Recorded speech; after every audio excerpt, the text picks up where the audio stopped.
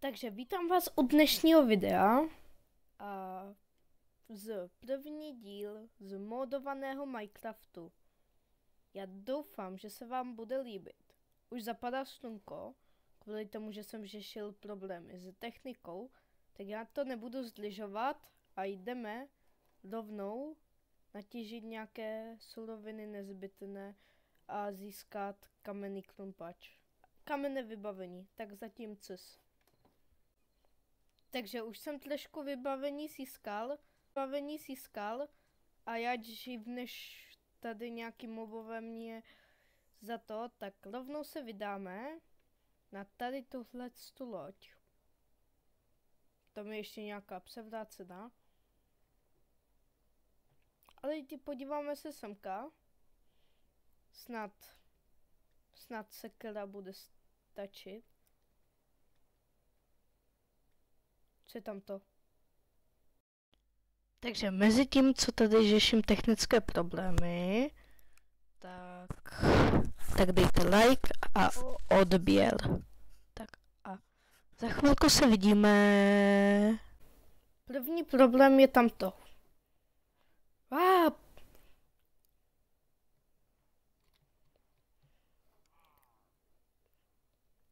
Nevím, jestli se v noci teďka chci někam zrovna čikrát někde tady bloudit.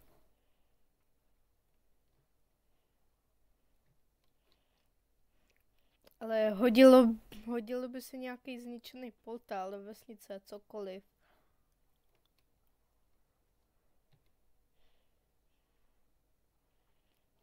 Takže až něco zajímavého najdu,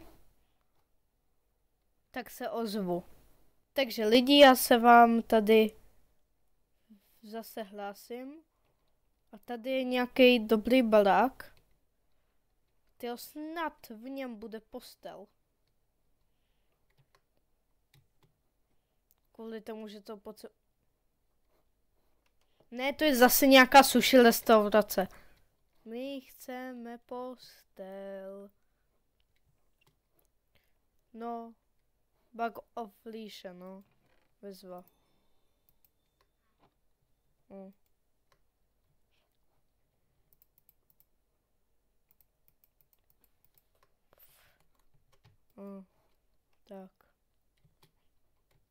Tak. Upsík. Je skvělá mechanika tohle.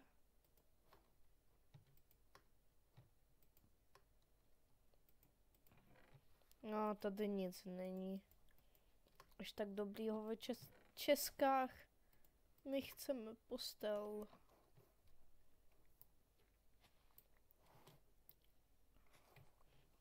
Sice jsme na tu velkou loď nešli, ale doopravdy si nemyslím, že by se měl zrovna v tuto chvíli na Guardiana, tak na ty pillagery. Takže si radši nebudu moc dovolovat na ně. Nepotřebuji umřít a hnedka tam letět pro věci, no.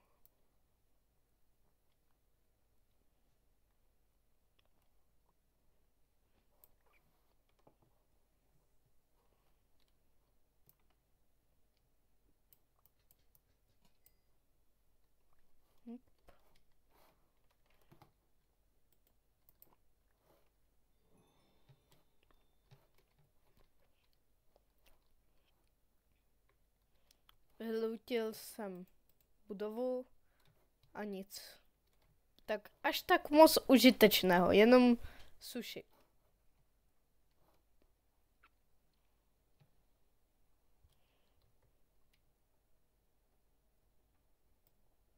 Tyjo, co to je? Tak. Semka zpátky. Co je tohle? A co je tady tohle? Dobře, na té mapě jsem něco zahlédnul. Se tam zkusíme vydat. snad by to nemuselo dopadat, snad by tam nemuseli být žádný příšely. Takže...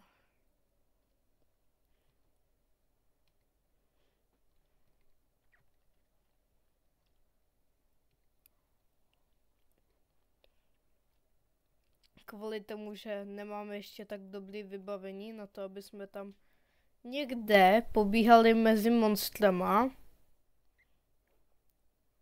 tak vlastně a ty mody přidávají taky silnější monstra se silnějšími nástrojema. Takže zatím, dokud mám takovýhle vybavení, tak zatím ještě tak moc ne, no.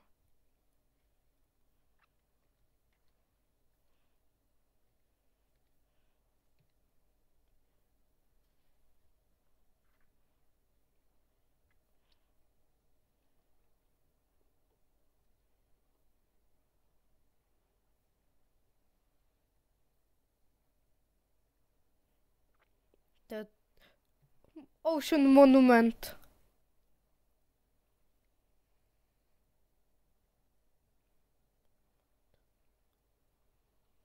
A tohle je další čas Ocean Monumentu. To nebyl dobrý nápad.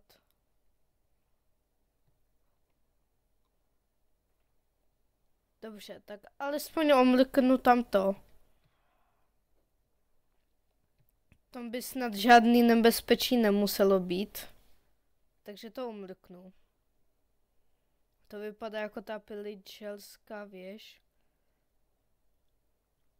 Akorát, že potopená. Co to je?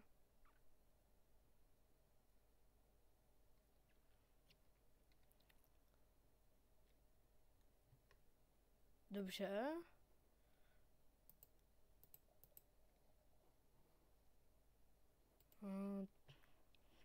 Tak...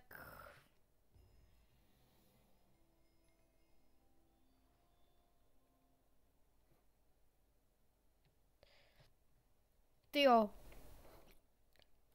Tak... Dobře.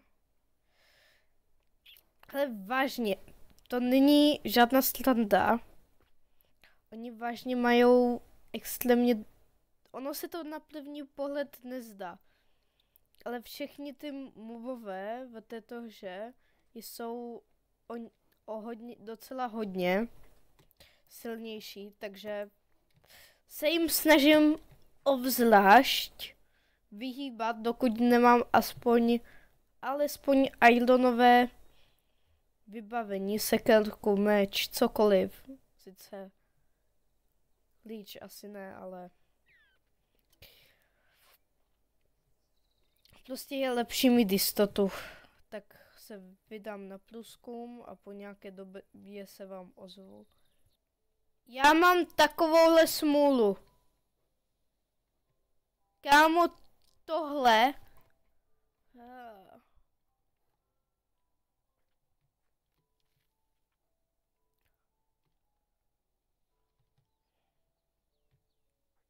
Já nevím, jestli mám říct, že mám smůlu, nebo že mám štěstí. Ale já říkám, že mám smůlu. Kámo, v tomhle modu jsou extrémně najetý mobové a já nacházím struktury, kde se spawnujou jenom ty špatný nepřátelský mobové. Jo, štěstí mě už zažilo. A vesnice konečně.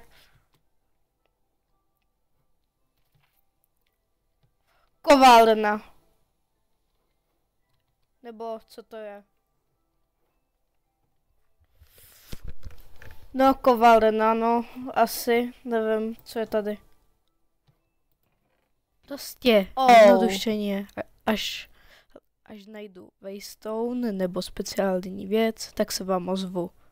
V každé vesnici je Waystone. Nebo Waystone. No prostě... já tomu říkám teleportační věž.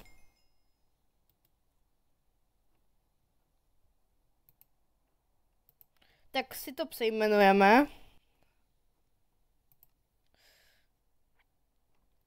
Takže, sice to má takovýhle pofidelní název, ale si tohle...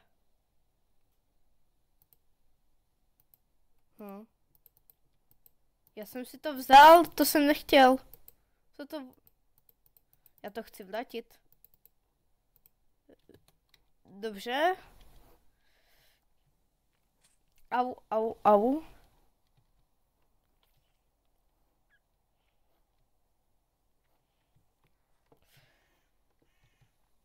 Takže. Dolutíme ještě všechny česky.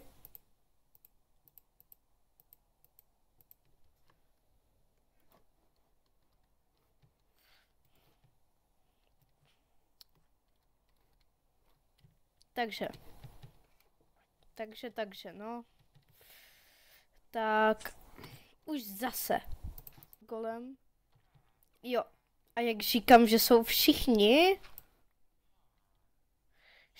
mobové vylepšení, tak i vesničani, že prostě vypadají takhle hustě. No. Takže. A každý vesničan má své jméno, takže se jen tak nedespawnou.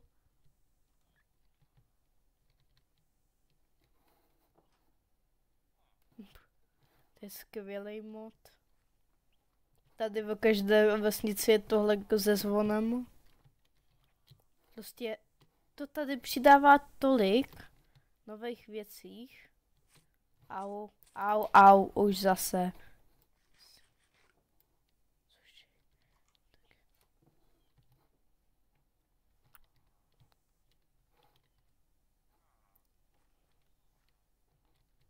Takže, co je tady?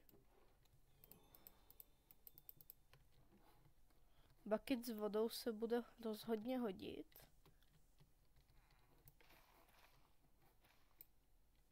Oh! Cože? Wow, počkat, můžu si tě ochočit? Čekej.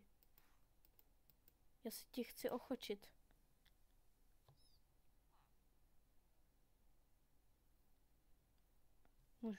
Můžu tě ochočit? A co je tam glow time? Glow time, který se snižuje. Dobře, to teďka nevím, co to je. A tady jsou tyhle ty, které já nemám, ani nevím, jak se získávají. Takže.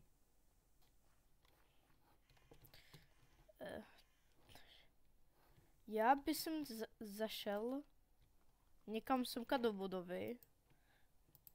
Aspoň částečně ji vylutil. Tak. A tady bych to video zatím ukončil. Takže u příštího videa čus.